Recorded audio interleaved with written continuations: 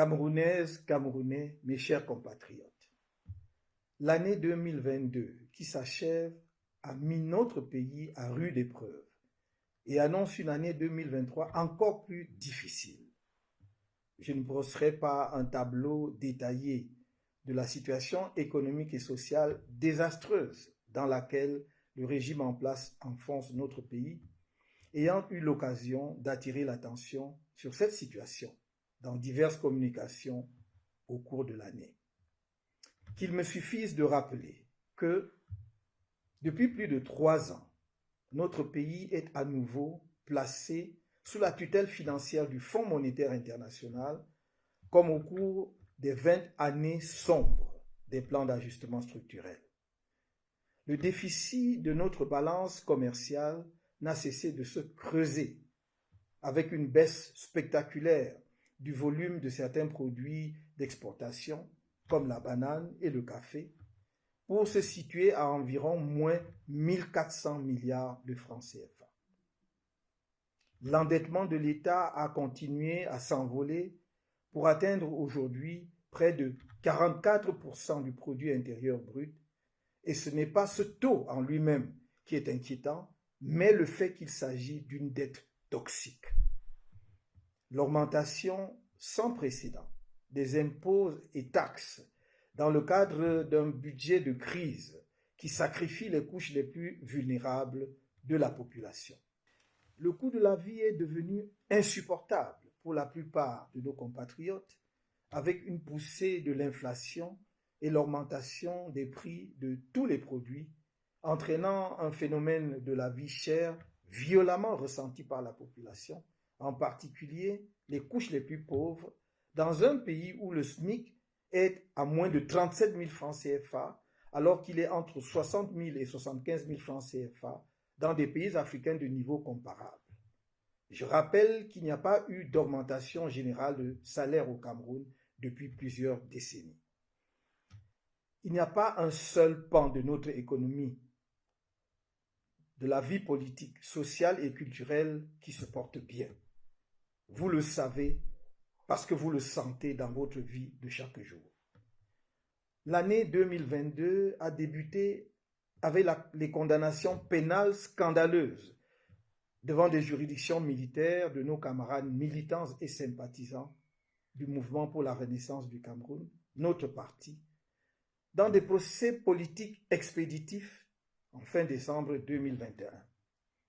Le seul crime de ces citoyens camerounais, marcheurs pacifiques, est d'avoir osé, dans le cadre des manifestations publiques dûment déclarées et non interdites par aucune autorité compétente, exprimer pacifiquement leur désaccord politique avec le pouvoir en place. Ils avaient été arbitrairement arrêtés, torturés et illégalement condamnés, en même temps que plusieurs dizaines d'autres militants et sympathisants de notre parti. L'un d'eux, le jeune Rodrigue Daguerre Koufet, a perdu la vie à la fleur de l'âge à la prison de Nubel à Douala sur des négligences médicales coupables et dans des conditions de détention inhumaines. Que son âme repose en paix. Qu'il sache de là où il se trouve que nous ne trahirons jamais son combat pour un Cameroun libre où la justice, la dignité humaine et les droits fondamentaux des citoyens sont respectés. Avec l'année 2022, la guerre civile qui détruit les vies, l'économie, la cohésion nationale dans les régions anglophones du nord-ouest et du sud-ouest depuis fin 2017 a enregistré une année supplémentaire. Chaque année qui passe sans que ce conflit ne soit réglé est une année de trop. Trop de nos compatriotes, civils et militaires, sont morts dans ce conflit fratricide.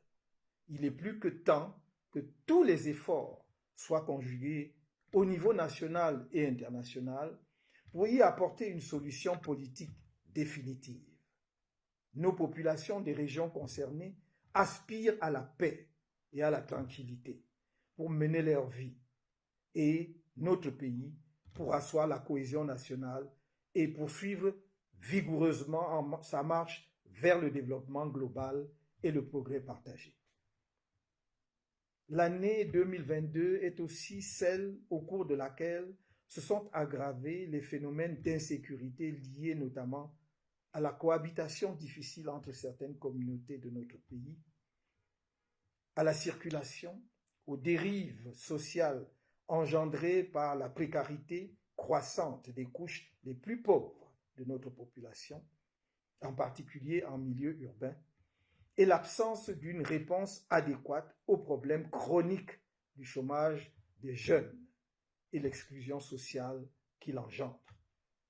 C'est ainsi qu'on a assisté avec tristesse aux affrontements, notamment entre les communautés arabes Choua et Mousgoum, dans le département du Logon-et-Chari, à la multiplication des accidents de la circulation terrestre et aérienne, avec le crash d'un avion à Bibé dans la Haute-Sanaga, l'insécurité alimentaire en particulier dans la région de l'extrême nord, les incursions aux frontières, l'explosion du phénomène dit des microbes qui sèment la terreur dans les villes, notamment à Douala, le phénomène de pédophilie qui détruit nos enfants, y compris en milieu scolaire, les viols, les violences sur les femmes, et j'en oublie sans doute.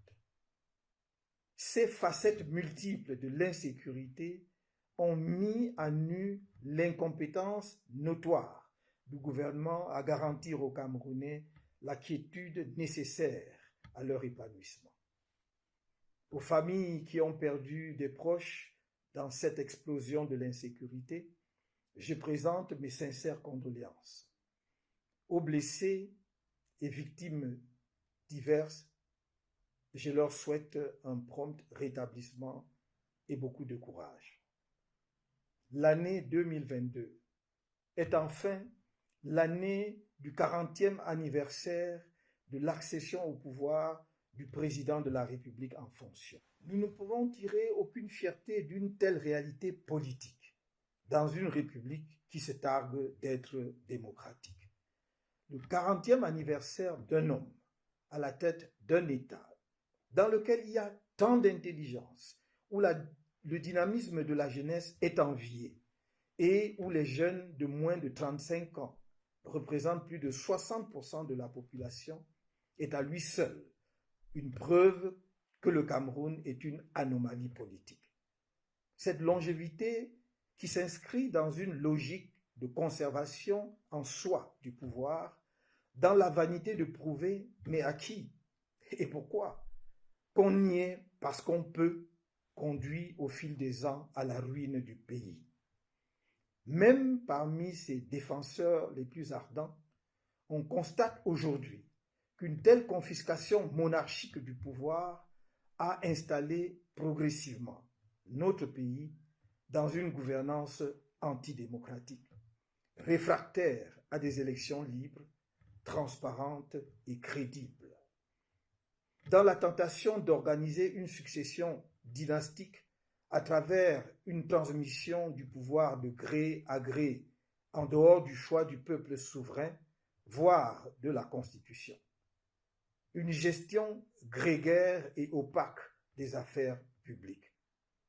Ensemble, mettons solennellement en garde tous ceux qui, ici ou ailleurs, seraient tentés par une telle aventure. Les Camerounais, particulièrement le peuple du changement, n'accepteront pas que quiconque transpose dans leur pays des expériences politiques irresponsables et totalement irrespectueuses de la dignité des peuples. De telles expériences que l'on voudrait imposer comme une pratique adoptée et adaptée à l'Afrique centrale ne correspondent ni à la complexité sociologique et politique du Cameroun, ni à notre histoire, ni à la taille de notre population et au niveau actuel de la culture politique de notre peuple. Le peuple du changement travaille pour une alternance pacifique et démocratique, par les urnes et en conformité avec la Constitution en vigueur dans notre pays. Est-il besoin de le redire? Il sera infiniment moins coûteux pour les pays qui se disent amis du Cameroun et pour la communauté internationale d'agir énergiquement pour parvenir à une révision consensuelle du code électoral et à l'organisation des élections justes et transparentes que de gérer une crise liée à des élections faussées ou de financer à coups de milliards de dollars d'inutiles opérations de maintien de la paix si par malheur tout venait à basculer. Lors du meeting d'installation des responsables de notre parti dans le littoral 2 en Konsamba, le 8 octobre 2022, j'ai rendu public de façon plus explicite la décision du directoire du MRC, notre parti, qu'il prendra part à toutes les élections à venir organisées dans notre pays. Cette décision est le résultat d'une réflexion politique à la fois stratégique et tactique mûrement menée. L'accueil enthousiaste réservé à cette annonce par les militants et sympathisants de notre parti et au-delà est la preuve de la symbiose qui existe entre la direction du MRC et le large éventail des Camerounais qui suivent depuis des années le parcours de notre parti sur la scène politique nationale. C'est un motif de satisfaction et d'encouragement. Je puis les assurer que le MRC travaille pour être à la hauteur des attentes des Camerounais à l'occasion des élections de 2025 ou avant. Dans la perspective de ces échéances à venir, le MRC appelle, comme depuis sa création, toutes les forces du changement, la société civile, les intellectuels, la diaspora, à mutualiser les efforts pour mettre fin par les urnes au régime RDPC qui gangrène le pays depuis des décennies. À notre avis, le programme commun minimal sur lequel l'axe d'effort devrait porter en urgence comprend 3 principaux points. Premièrement, la réforme consensuelle du code électoral. Deuxièmement, le rejet, sans la moindre ambiguïté, de la succession de gré à gré au sommet de l'État, qu'elle soit dynastique ou autre. Troisièmement, un appel commun à la communauté internationale de ne pas commettre au Cameroun les mêmes erreurs aux conséquences tragiques que dans certains pays voisins dans l'accompagnement de notre pays dans son processus d'alternance et de transition démocratique. Camerounaises, Camerounais, mes chers compatriotes, depuis 10 ans, ELECAM, qui de par sa composition ressemble à une sous-section du parti au pouvoir, le RDPC, ment aux Camerounais. Cet organe, créé pour garantir la crédibilité des élections au Cameroun, multiplie les manœuvres pour fausser le chiffre réel du nombre des électeurs dans le pays. Il fait de l'obstruction électorale contre les nouveaux inscrits jugés suspects, car inconnus au bataillon par les responsables du parti État. Pour le démontrer, je vais devoir présenter les chiffres. Je demande donc toute votre attention, car cela pourrait être quelque peu rébarbatif. Dans une interview donnée au journal gouvernemental Cameroun Tribune le 16 janvier 2013 par le tout premier directeur général de l'ELECAM, on apprenait que le nombre des électeurs camerounais consolidés en 2012 était de 7 8 704. Qu'au 12 janvier 2013, 2 811 921 nouveaux électeurs venaient d'être inscrits. C'est sur la base des moyens humains, matériels et financiers colossaux déjà disponibles à cette date-là, une projection de 350 000 électeurs inscrits par semaine était arrêtée. De plus, le directeur général d'ELECAM annonçait qu'avec 1200 kits déjà acquis à l'époque, son administration s'était fixée pour objectif d'inscrire 7 millions de nouveaux électeurs. Au 31 août 2017, à la surprise générale, le même ELECAM révélait que le Cameroun comptait seulement 6 500 000 électeurs inscrits. Ce nouveau chiffre établissait une régression de 508 704 électeurs inscrits au regard des 7 8 704 électeurs réputés consolidés en 2012. Lors du scrutin présidentiel du 7 octobre 2018, Elekam a officiellement déclaré 6 667 754 électeurs inscrits sur une population de près de 25 millions et demi selon les données de la Banque mondiale. Ainsi, entre 2017 et 2018, l'année du scrutin présidentiel du 7 octobre, pour lequel les partis politiques, en particulier ceux de l'opposition, s'étaient mobilisés pour inscrire massivement les populations sur les listes électorales, Elekam déclarait avoir enrôlé 167 754 nouveaux inscrits. Sur cette base, de janvier à août, soit pendant 8 mois, il y aurait eu en moyenne 20 969 inscrits par mois, soit 5 242 inscrits par semaine, et en considérant 6 jours d'ouverture aux inscriptions publiques sur 7, seulement 873 électeurs inscrits par jour dans l'ensemble du pays, soit une moyenne de 2,42 inscrits par jour rapportés aux 360 communes que comptait le pays. Cette moyenne est simplement ridicule, inexacte et inacceptable. Elle est la preuve manifeste qu'Elekam fausse le jeu électoral avant même le jour des élections.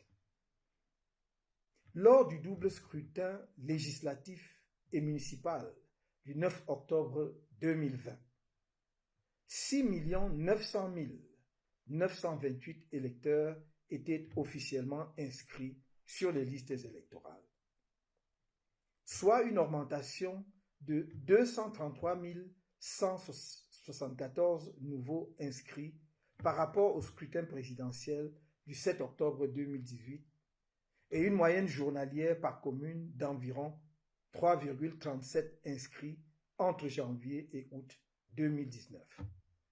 Au terme de la campagne nationale d'inscription sur les listes électorales de 2021, l'actuel directeur général d'Elekam révélait lors d'un point de presse le 1er septembre 2021 que 182 913 nouveaux inscrits avaient été enregistrés. À partir de ces chiffres, on obtenait alors un ratio communal journalier de 2,6 inscrits par jour sur 6 jours, 5 716 inscrits par semaine sur l'ensemble du pays et 22 864 inscrits mensuels dans tous les 360 arrondissements et toutes les ambassades et les consulats du Cameroun à l'étranger. Le 2 septembre 2022, Elekam a annoncé avoir inscrit 338 376 nouveaux électeurs, soit un ratio de 940 nouveaux inscrits en moyenne dans les 360 communes du pays, et bien moins si on ajoute aux communes les consulats et les ambassades. Un ratio mensuel de 42 297 inscrits par mois, 10 574 inscrits par semaine et 1762 inscrits par jour, soit au final moins de 5 inscrits par jour et par commune. Si l'on intègre les inscriptions réalisées dans les consulats et les ambassades, on obtient un maximum de 3 inscrits par jour par commune. Ces chiffres sont très en deçà des 350 000 inscrits hebdomadaires planifiés et annoncés en 2013, ce malgré les importants budgets annuels d'Elekam, qui étaient de 22 milliards de francs CFA en 2011, 50 milliards en 2017, un peu plus de 11 milliards en 2021. La première observation qui se dégage des différents chiffres du nombre des inscrits de 2013 à septembre 2021 est que l'ECAM organise la stagnation du nombre d'électeurs officiellement inscrits dans notre pays. Je récapitule. Il a annoncé avoir consolidé à 7 8 704 en 2012 le fichier électoral hérité de l'ONEL. Il s'est engagé à inscrire 7 millions de nouveaux électeurs pour porter la moyenne du total des électeurs camerounais inscrits à 14 millions à partir d'une projection de 350 000 inscrits par semaine. On est donc étonné de constater qu'au 1er septembre 2022, l'ECAM ne comptait que 7 298 244 inscrits au total, soit une toute petite augmentation de 280 540 nouveaux inscrits en 10 ans.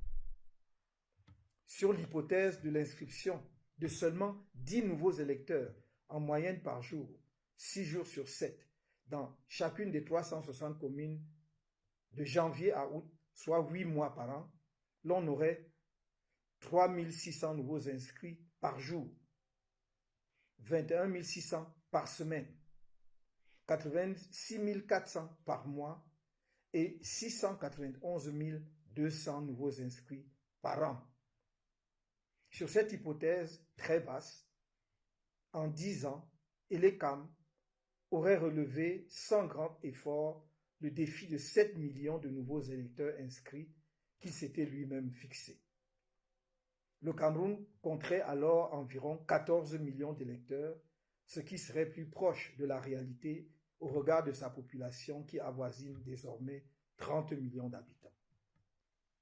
Même en prenant une moyenne de 5 nouveaux électeurs inscrits par jour, dans chacune des 360 communes, on arriverait à 1800 nouveaux inscrits par jour sur le plan national, 10 800 par semaine, 43 200 par mois, 345 000 par an, soit au total 3 456 000 nouveaux électeurs inscrits en 10 ans, au lieu des 280 540 qui ressortent des chiffres de l'ECAM.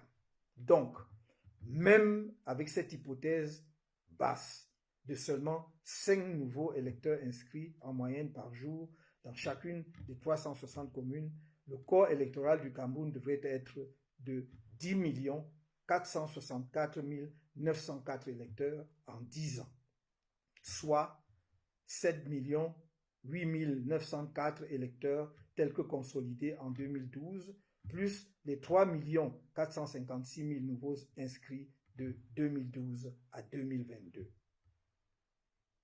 Face à une dictature quarantenaire qui veut s'auto-régénérer, nous devons montrer ensemble, pacifiquement, notre détermination républicaine, patriotique et démocratique, en faisant preuve d'intelligence face aux forces obscures qui sont à l'œuvre au sein du régime pour nous maintenir captifs.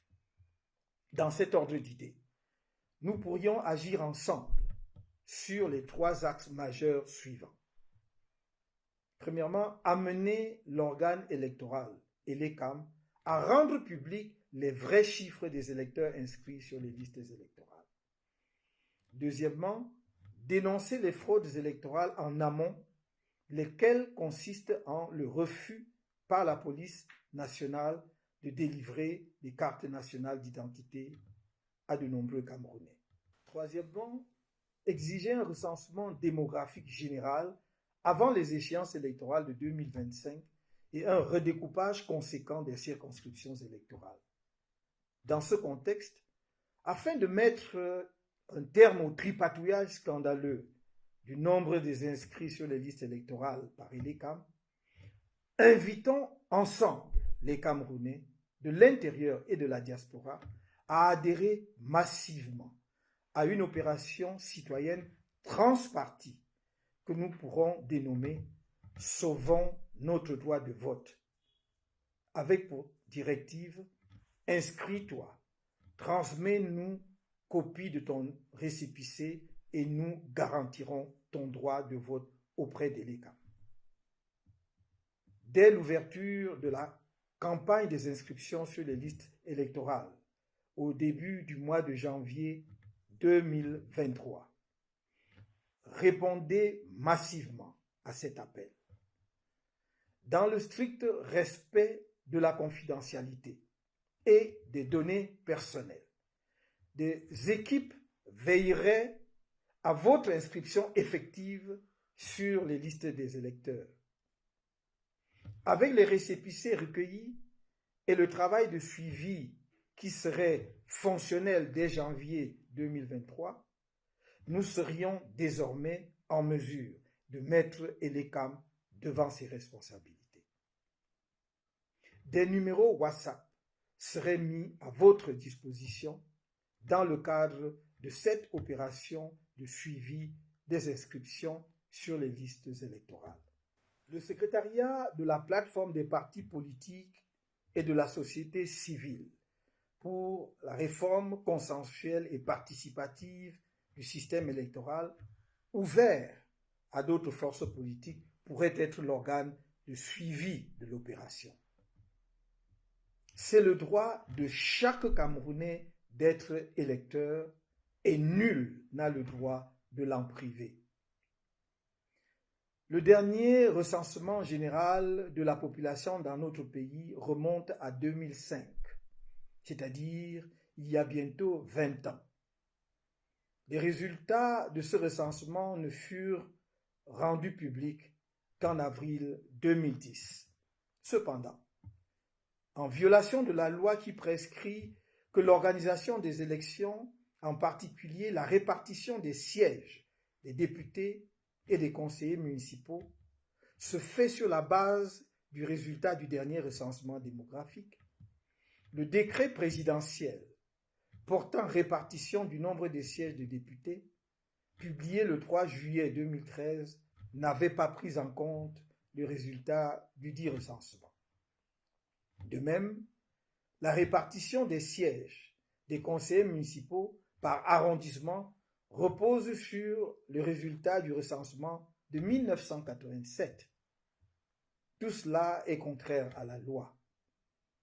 Un croisement des résultats du recensement publié en avril 2010 avec le nombre de sièges de députés attribués à chaque région montre de façon choquante la duperie électorale du parti au pouvoir, le RDPC, comme il ressort des chiffres suivants. Région de l'Adamawa, 10 sièges de députés pour 1 15 622 habitants, soit un député pour 101 582 habitants.